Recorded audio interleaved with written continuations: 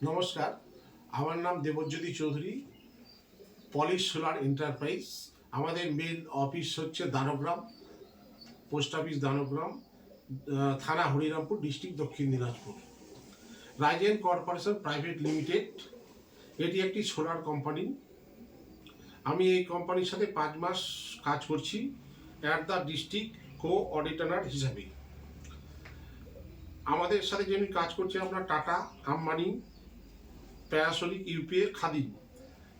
খুব ভালো রেসপন্স পাচ্ছি। আর ক্যাশ বাই ক্যাশ, কারো যদি আর্থিক অবস্থা খারাপ থাকে তাহলে আমাদের বিশেষ দল আপনাদের সাহায্য করবে। আপনারা এর ভর্তুকি পাচ্ছেন 78,000 টাকা।